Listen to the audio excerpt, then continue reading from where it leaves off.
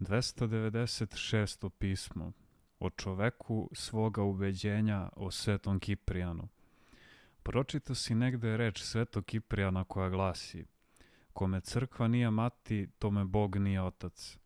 Pa si mnogo govorio protiv ove reči, smatrajući je netačnom i čak nemilosrdnom. Naime, ti bih hteo da shvatiš Boga kao oca svih ljudi bez razlike.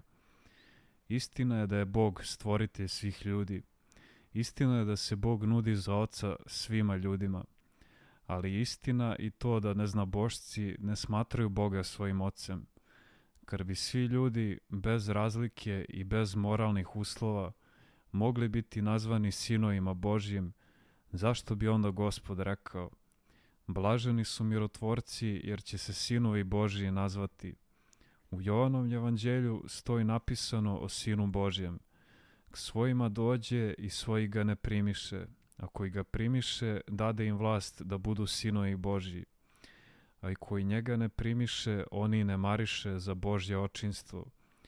Priča o bludnom sinu kazuje kako ljudi prestaju biti Božjim sinovima i kako se pokajanje mogu opet vratiti u svoje dostojanje. Pročitaj i šta Pavle piše u Galatima 4:6. Pa kako se sinovstvo zadobija kroz krštenje, pokajanje i sve ostalo što crkva Božja i uči, jasno je da kome crkva nije mati, tome Bog nije otac. Tako je Bog stvoritelj i gospodar i sudija, a otac je svima onima koji požele biti sinovi Božji kroz Hrista Isusa, Gospoda našeg.